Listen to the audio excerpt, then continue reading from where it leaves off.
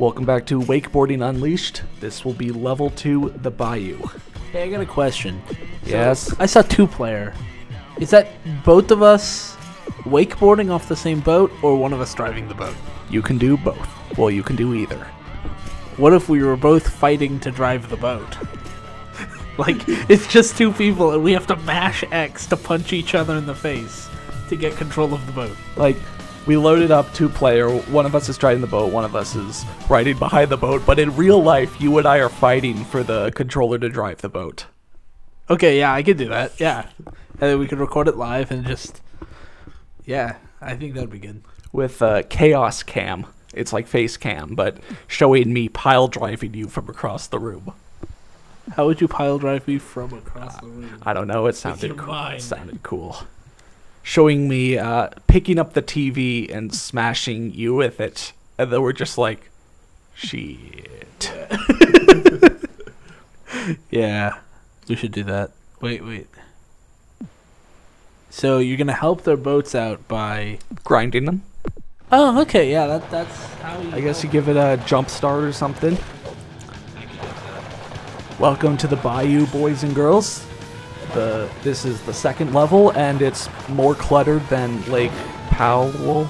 Was it Lake Powell? I already forgot. Yeah, I think so. More cluttered than Lake Powell, and so yeah, just more stuff across the level. You might think, you know, oh, more things for me to, you know, do a gap on. And there are a lot of gaps on this level. It's just, I feel like there's sort of a problem with this level that ties into the whole aspect of that, you know, there's a lot of things you can do, but you have to be really precise in doing them. And so everything in this level is a gap, but it's kind of hard to do the gaps. Like to jump off the wake and land in the right place to start, or land on the right rail to start. I mean, there are, I don't remember how many gaps you'll see once. Thousands. No, not thousands. Millions. You'll see when I pull up the attack sheet again. The attack sheet is where it shows you the objectives or the challenges. I keep kind of forgetting which one is which. Again, my bad. Okay, we forgive you. And I'm running on kind of a really precise line here because the objective, get 7 gaps in one run, is kind of tough for me. Because like I said, you know, everything's a gap, but it's really hard, you know, getting them started or even knowing where they are. So for the longest time, I couldn't do 7. I didn't know 7 gaps, and I almost thought, you know, maybe I shouldn't do all the challenges and objectives in each level because I can't complete this one. Well, after more thinking and after more playing around, I found enough gaps to do that, but it's still a pain in the ass. Yeah, they're not really as clear as, I mean, some of them are kind of clear, like this gap. You know, there's a rail to start on that leads into a rail that leads behind the houses, and grinding that rail is a gap. You know, that makes sense. And then there's another gap for, you know, grinding the rope. You can see the left, all the way up to the path switch, and then continuing grinding. You know, that's good. I mean, I guess if you know what they are, all the gaps make sense. You know, like grind from this rail to the next, or jump from this area to the next. It's just finding them, that's kind of... Yeah, finding them and actually pulling them off. And so that's, I guess, one of the weak things in the game. I guess I'd say the main weak thing. Cause other than that, there's just a bunch of minor small things in the game that, you know, that don't even really add up. I'd say this game probably gets an 8 out of 10 from me. So yeah, nothing really destroys it, like Freak Style, whereupon it just wasn't really working at all. Yeah. Where you'd like get enough boost to the point that by the 2nd or 3rd lap, you're... 3rd lap? Was that 3 laps? Yeah. Yeah. 2nd and 3rd lap would just kind of blend together because you'd be boosting the entire lap. Well, I was more thinking all the tricks took at least like 2-3 seconds to pull off. That was actually accidental, but it was totally awesome. it was totally cool. Like, see, for example, this gap. You jump from this rail to this rail and then onto the fence. That makes sense, but getting back there is kind of tough because when you're on land, you can't really steer your guy. I mean, You can't carve on land. yeah, I mean, I guess I understand why you can't carve on land, but maybe if you could carve on land a little more, that'd be nice. Because, like, if you fly past somewhere and you're just like, well, shit, maybe I should reset and try again. Oh god. You have to finish combos as they call them out. Another endurance challenge. Oh god, it's so scary. I'm so scared. Are you scared of southern people? Yeah. I think that's something you need to work on. I think it's something they need to work on. So, this is not scary. I don't feel scared. I don't know why you feel scared. They're southern.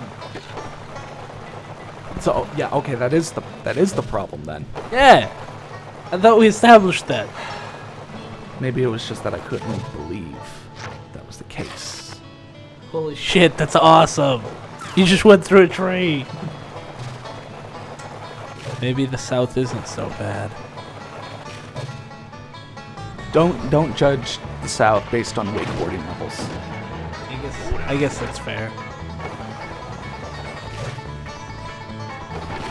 I should also not judge them based on the stereotypical banjo music.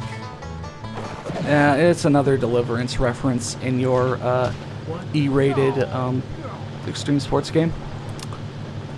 I didn't mention, but if you've played any other game like this, square button is for grabs, circle button is for more kind of like flips and more complicated stuff. You can kind of chain them together, like you can be doing a backflip and then do a manual or something. Ignore that. And starting, starting here, you'll kind of be able to see why I'm trying to max out my balance as quickly as possible. I mean, on count to 5, it's not that bad, but the count to 10 for this level is just, oh my god. It makes you do so much grinding that, yeah, it hurts, and someone who's like me kind of doesn't do very well at it. I know the feeling. I don't really know the feeling. And then, I guess, if we're continuing on sort of introducing the game, I also really like the music in here. I guess I should just explain that, I guess to me, at least the whole idea of wakeboarding sort of carries sort of a nice feel to it. I'm going to try to explain what the hell I mean. But Sean, this isn't the Sean Murray that's in the game. This is someone named Sean that Blank Tester and I know in real life. You know, his parents kind of, I guess, have a lake house timeshare, a couple hours down from where we lived. And, you know, some summers they'd go and they'd invite me along. And so we'd be cruising out on the boat out in the middle of the lake. Yeah, now we didn't do any wakeboarding, but I don't know how to wakeboard. I don't even know how. I can't even water ski. You can't even walk right. Like walk racing is just beyond both of us. But I don't know. There was just sort of a feeling of, you know, riding around out on the water, full speed or top speed, and you know, a lot of the music in I guess sort of lake resort towns like that. Sure, there might be a top 40 station or two, but there'd also be a whole bunch of classic rock stations or other stations playing music, you know, kind of like the Madden NFL soundtracks. You know, the music on that is kind of the music in here. Can't really remember a lot of the bands, but I think like George Thorogood. So, you know, people kind of like him. Yo, there's no Godsmack or Limp Bizkit you're gonna find on the soundtrack for this, and I think that really fits very well. The game. Wow, beautiful. That was splendid. Like you keep cutting that really close. Like cutting what really close? The time? The time, or like me being connected to the sides, or like? No, the time. You're cutting that really close. I mean, it makes you stay on your heels, toes. Yeah. But I cannot imagine this game with Godsmack or Sum 41 being the soundtrack for it. You know, there's just sort of a nice feeling with having kind of the more inoffensive but still kind of nice to everyone. That's what inoffensive means. I'm not gonna call it dad rock, but it almost is that. It's almost dad rock. Also, one thing I just showed off there is a nice thing this game has, where if you're on a rail and you lose your balance, you fall off the rail and you start to fall. But like if you're at a raised up rail, or if you could somehow jump between you falling off the rail and jump between you losing your balance and falling off the rail, you can do an air trick to regain your balance and to land on the water or the ground, board down. Like, so you're on a really high rail, you fall off, your guy's falling, you just like hit the square button in a direction, you do a trick, your guy lands, kind of reorients himself. And you can either keep going in the combo, like you can manual, or you can just end it. Now, it is kind of tough having the reflexes to understand that, but if you set it up right... But if you're as smart as Insetic here, then you'll be able to do it. Otherwise, no. It's a really nice saving grace, and I can't really think of any other games around this time that did that, and also we are eaten by alligators. So wait, what are you supposed to do? We're supposed to get across the gator complex without touching the water again, and I have a feeling this isn't the way to do it, but I can't really find another way. I mean, it's not a super hard way, it just feels a little weird. Yeah, I can see that. That was odd. Huh. That was kind of cool, though. And then there's this triple combo challenge. You might have noticed the objective that I completed earlier in the level that was basically triple combos. It was like get a 20,000, 3,000, 40,000 point thing. About this event, you have to get a 20,000 point combo, and then it sets you up and you go to a different area to do a 30,000 one, and if you fail at any of them, it takes you back to the beginning. Which, I mean, isn't super bad once you know what to do, but you accidentally get some air and do a 180, or you go to do a grind, but you slightly miss, and you gotta start the whole thing over again. It felt more annoying when I couldn't figure out how to do 30,000 point run. It was one of those where I was really good at combos up until I had to, and then I couldn't do one to save my life. I swear, did you go back and look whether that was a law? An aesthetic law? No, I didn't actually go back and look. If Insetic's fifth law wasn't already, whenever you try to do something you're good at, you find you suddenly can't do it, then that's the new law. Kind of like in Skyrim earlier, when you found gold ore all over the place until you had to get gold ore to a guy where you couldn't find it at all. Yeah, I still can't find fucking gold ore. Oh my god, I've had this quest for like 3 days, and it's just... Like, I've got like a fuck ton of miscellaneous quest objectives just littering my...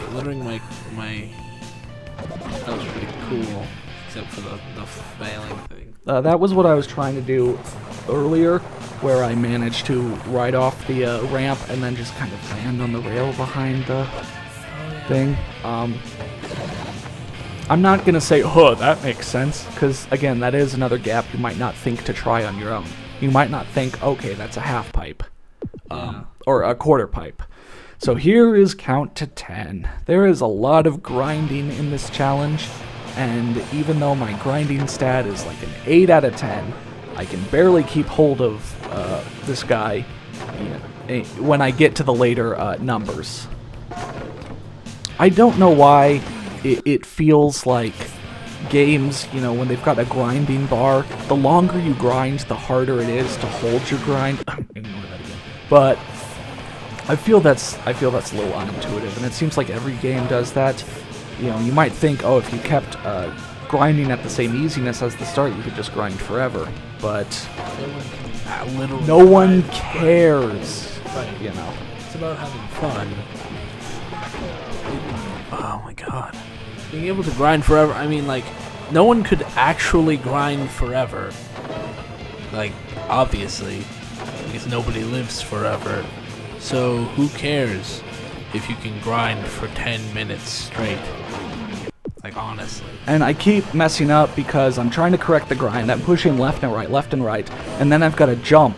But since the game registered that it only pushed left or right a little bit ago, I jump out of the tricking line, and so I don't make the next thing. Because this is another thing where you can trust the game pretty much up until that last jump where you have to jump to the right to get on the rail. I mean, to get on the little rope thing. But like, oh, I'm trying to keep my balance. Oh, I jump, and the game thinks I'm trying to jump off to the left, which I'm not. And then I have to restart. So, let's continue making our balance better. Yeah. All right, we're only 2 levels through, and now we have full rail balance. So, grinding should be a piece of cake from now on. No. Oh. So I'm going to have just as much trouble in Springfield as I do in Hong Kong, or the Delta, or Timberlake. Speaking of, I'll join you next time when Springfield gets a flash flood. Really? That's pretty awesome. So long, Springfield. I knew ye so little. I've never been. Me neither.